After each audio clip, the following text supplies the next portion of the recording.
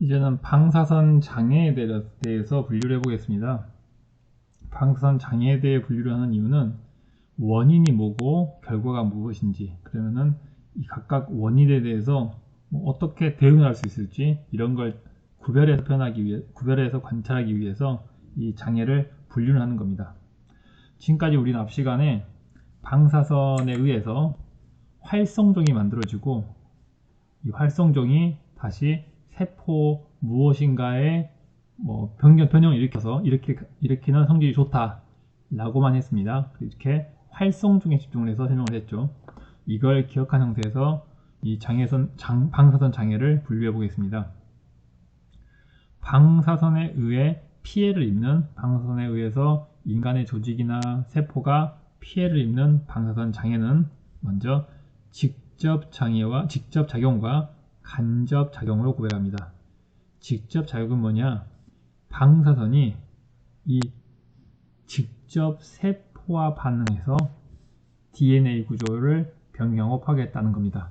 어떤 뜻이냐면은 원래 방사선의 정의는 어떤 물질을 전리시키는 능력이 있는 것입니다. 전리라는 의미는 어떤 분자나 원자에서 전자를 떼냈다 라는 뜻인 거죠. 즉 전자를 떼냈다는 표현은 변형을 일으켰다는 뜻입니다. 즉 이 직접작용은 DNA를 구성하고 있는 이 원자에서 전자를 직접 꺼냈다 라는 게 직접작용입니다. 반면에 간접작용은 지금 방사선에 의해서 활성종이 생겼고 이 활성종에 의해서 어떤 물질이 반응한다, 이것처럼 방사선에 의해서 생긴 활성종이 다시 이 DNA 구조를 변경시킨 것, 이게 간접작용입니다. 이 직접작용과 간접작용의 포인트는 방사선이 DNA를 직접 변경시켰거나 파괴했으면 직접작용, 아니면은 활성종을 거쳤다가 활성종이 DNA를 변경시키거나 파괴하면 간접작용, 이렇게 구별이 되는 겁니다. 당연히 직접작용은 방사선이 쐬자마자 바로 DNA가 변할 거고요. 간접작용은 방사선이 쐰 후에 활성종으로 바뀌었다가 다시 DNA를 바꾸기 때문에 시간이 상당히 오래 걸립니다. 당연히 직접작용에 의해서 나타난 현상은 방사선을 쐬자마자 바로 증상이 나타나는 것일 거고요. 간접작용은 방사선을 쐰 이후에 몇 시간이 될 수도 있고, 혹시 며칠 될 수도 있고, 오랜 시간이 지난 후에 어떤 증상이 나타나는 것, 그게 간접작용의 결과입니다. 방사선 장애를 이렇게 만들어진 그 원리로 구별하는 게 아니라 어떤 장애가 나타나느냐로 구별할 수 있습니다.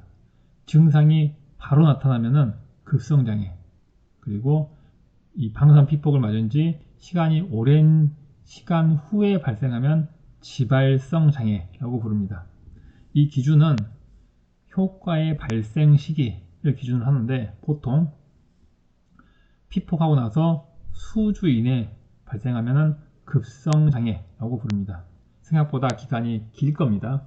방사선은 그만큼 증상이 바로바로 나타나지 않기 때문에 몇 주 후에 나타나더라도 급성 장애라고 분류를 합니다. 그리고 이 수주가 아니라 보통 몇 년 후에 나타나는 장애를 지발성 장애라고 합니다. 구별이 쉽죠. 며칠, 몇십 일, 수십 일 후에 일어나면 급성 장애, 몇 년 후에 일어나면 지발성 장애입니다.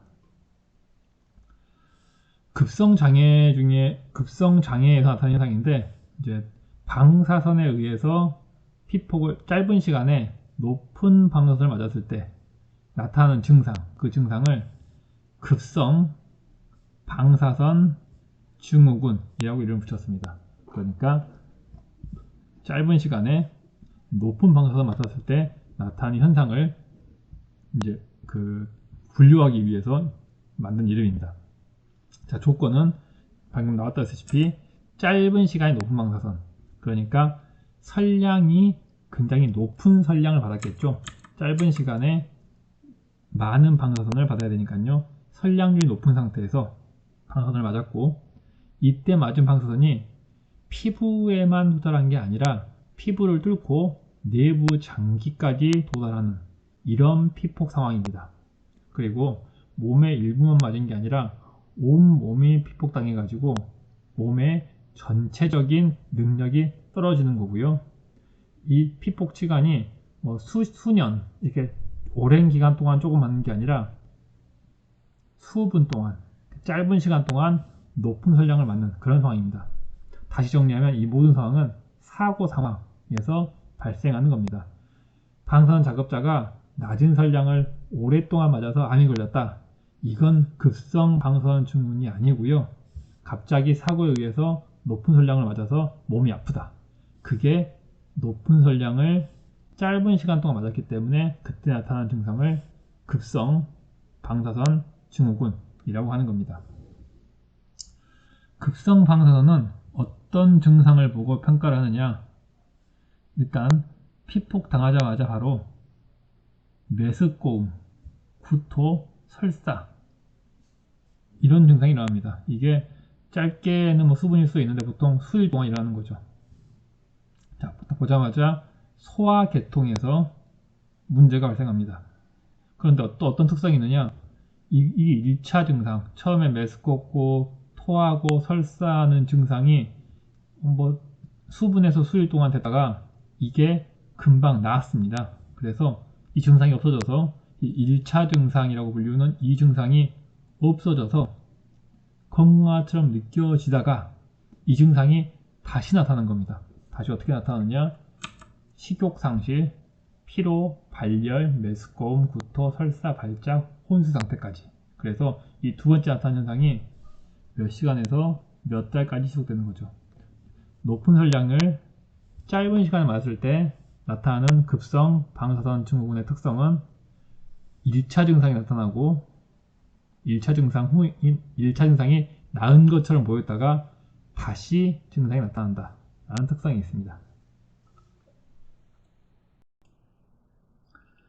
자, 이번에 나눌 기준은 직접 방사선을 받은 개체에서 장애가 발생하느냐 아니면은 피폭 받은 개체가 아니라 그 개체의 후손에서 장애가 발생하느냐에 따라서 구별합니다. 피폭을 받은 그 개체의 장애가 발생하면은 그건 신체적 장애라고 불리는 일반적인 장애고요. 자손에서 후손에서 발생하게 되면 그건 유전적 장애로 분류를 합니다.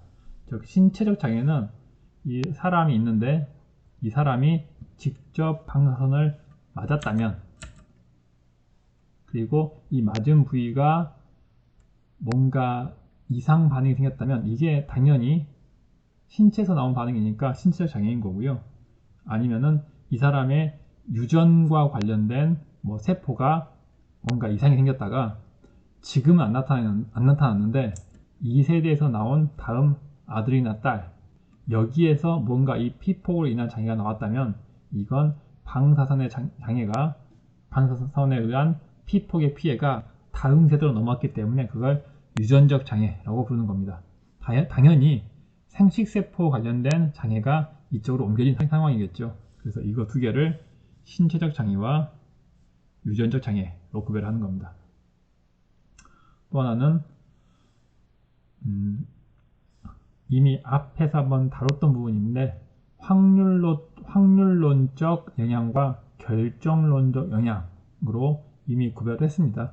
확률론적 영향에 의해 발생하는 장애 그것과 결정론적 영향에 의해 발생하는 장애로 구별하는 거죠.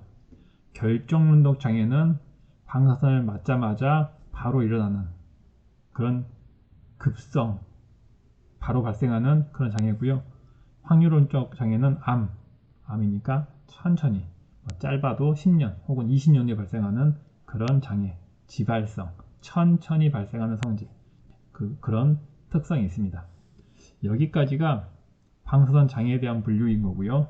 여기서부터는 다른 개념에 대한 설명입니다. 첫 번째 개념은 평균 치사 설량이라는 개념인데요. 이는 어떤 거냐? 세포가 100개가 있다고 가정하겠습니다. 여기다 세포인데 100개의 세포가 있고 여기에 방사선을 100개를 쏩니다. 이렇게 하면 좀 이해가 어려우니까 풍선이 100개가 있고 여기에 100개의 바늘을 떨어뜨립니다. 당연히 풍선에 바늘이 떨어지면은 이 풍선은 터지는 겁니다. 그러면 풍선 100개를 놓고 바늘 100개를 떨어뜨렸으면 과연 몇 개의 풍선이 터지겠느냐 라는 겁니다. 상식적으로 생각하면은 풍선이 100개고 바늘이 100개니까 다 터지지 않겠어? 라고 생각하겠지만 막상 이걸 실험을 해보면은 한 개의 풍선에 바늘 2개가 꽂히는 경우가 있을 겁니다. 그러면은 얘는 당연히 터지겠지만 이 한 개의 바늘은 다른 세포를 터뜨리지 못하게 되겠죠. 즉 확률적으로 바늘이 뭉치는 게 존재하기 때문에 한번 100개의 풍선에 100개의 바늘을 떨어뜨리더라도 몇 개는 남게 되는 겁니다. 자, 확률적으로 몇 개가 남느냐? 37개가 남는다 라는 겁니다. 이걸 방사선에 비유해서 세포 100개가 있고 여기에 방사선이 100개가 오는데 이 방사선이 세포를 맞을 때마다, 즉 히트할 때마다 무조건 죽는다고 가정하면은 확률적으로 세포의 수와 방사선의 수가 같다 하더라도 확률적으로 37개는 살아남습니다. 이때 필요한 설량, 그러니까 100개의 세포가 37개로 줄어드는데 이때 필요한 이 설량을 평균 치사 설량이라고 합니다. 자, 이걸 정리한 내용을 보면은 통계적으로 표적 1개당 1히트에 필요한 설량입니다. 즉 세포가 100개일 때 100개 하나 히트가 되니까 100개의 바늘이 지금 이 통계적으로 이때 요구되는 설량이겠네요. 이걸 달리 표현을 하면은 세포 하나당 하나의 히트를 달리 표현하면은 확률적으로 100개 중에 37개, 100개가 37개로 감소하는 생존세포 수를 37%로 감소시키는데 필요한 전략이라는 것과 똑같은 의미죠. 100개일 때 100개, 100개일 때 37개, 바늘 100개와 37%로 줄어드는 것, 이게 똑같은 개념인 겁니다. 확률적으로. 자, 이렇게 설명할 수가 있는 거고요. 자, 그러면 이제 이걸 방사선에 의해서 더 직접적인 비교를 위해서 A 방사선과 B 방사선을 비교해 보겠습니다. A 방사선은 굉장히 센 방사선이라서 이 100개를 37개로 줄이는데 방사선이 예를 들면은 100이 필요하다고 가정하겠습니다. 100개만 있으면은 즉 이 방사선은 센 방사선이라서 이 세포를 한 번 건드리기만 해도 확실하게 죽이는 겁니다. 그래서 100개의 세포에 이 방사선 100개를 집어넣었더니 이렇게 뭉치는 현상 때문에 37개가 살아남은 거죠. 반면에 이 비방사선은 약한 방사선입니다. 그래서 한 번 때려도 방사선이 이 세포가 죽질 않습니다. 즉 히트 당하지 않는 거죠. 그래서 이 비방사선은 한 500개 정도는 넣어야 되는 겁니다. 즉 얘보다 5배가 약하다고 하는 거죠. 가정하는 거죠. 즉 이 비방사선은 이 셀 하나를 죽이려면은 5개의 방사선을 집어넣어야 원 히트가 되는 겁니다. 500개가 들어가면은 이게 다 맞았을 경우에 확률적으로 이렇게 또 뭉치는 현상 때문에 역시 37%가 살아남는 거죠. 자, A 방사선은 100개만 필요하면 됐고 B 방사선은 500개가 필요했습니다. 그러면은 이걸 어떻게 표현하느냐?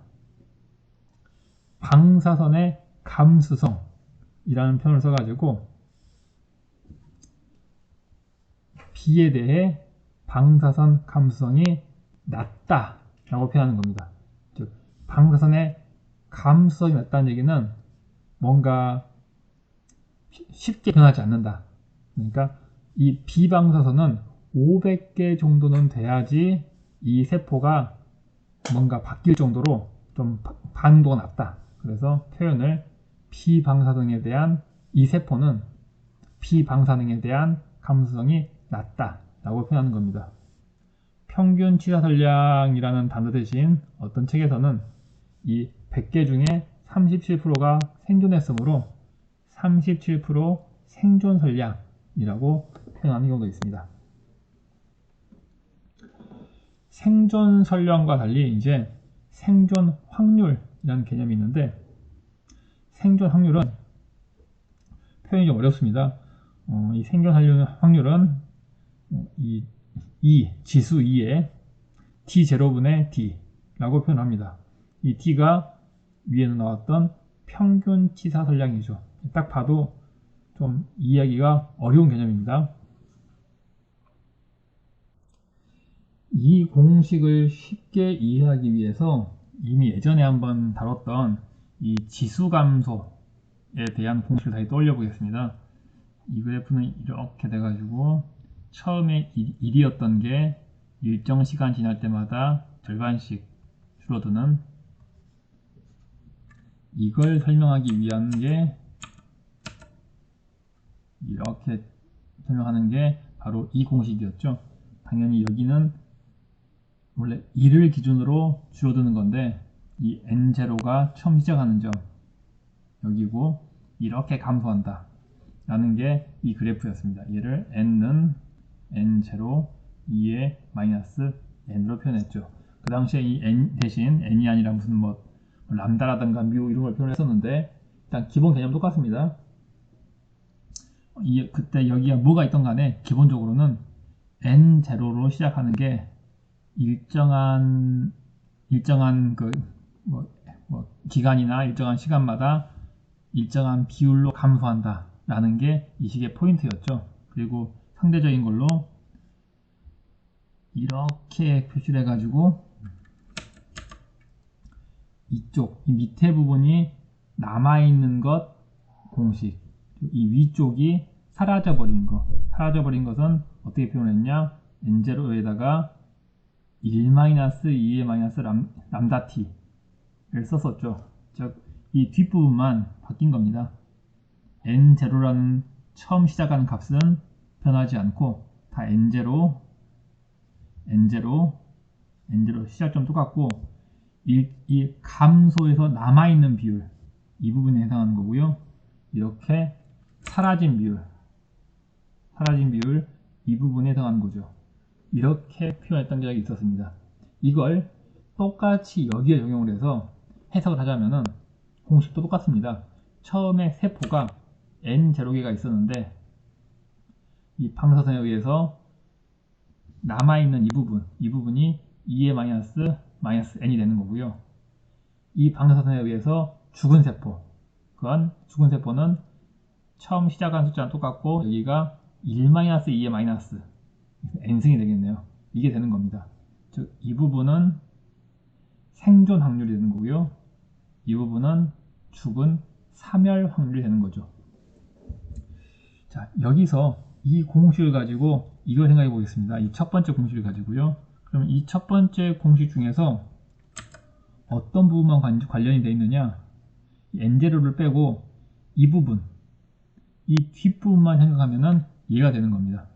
즉 얘는 어떤 개념이냐, 이렇게 보면은 자 마이너스 t0분의 t를 어려우니까 얘를 그냥 하나로 뭉쳐서 그냥 편하게 n으로 표현해 보겠습니다. 그러면은 편하게 s는 2의 마이너스 n 이라고 표현해 보겠습니다. 이 공식에 생각해 보면은 자 이 부분 뭘 의미하느냐, 여기 이 부분처럼 남아있는 비율이 되는 겁니다. 남아있는 비율. 자, 간단하죠?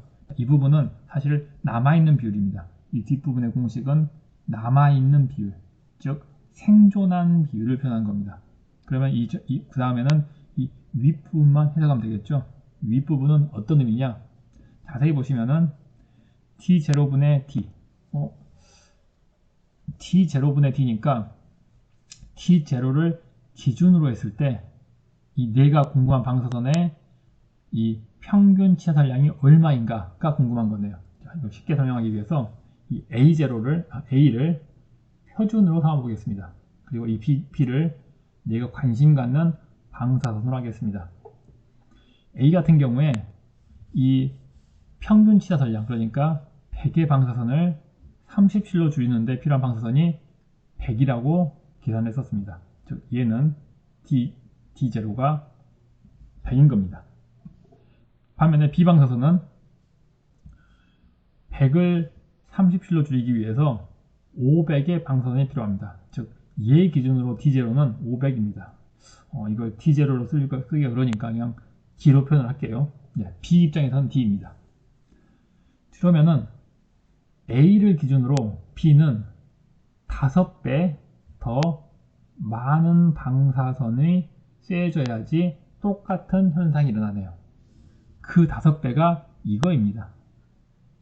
즉 여기서 이 N이라는 것은 기준 방사선분의 이 B 방사선, 내가 관심 갖는 방사선, 이 비율인 거죠.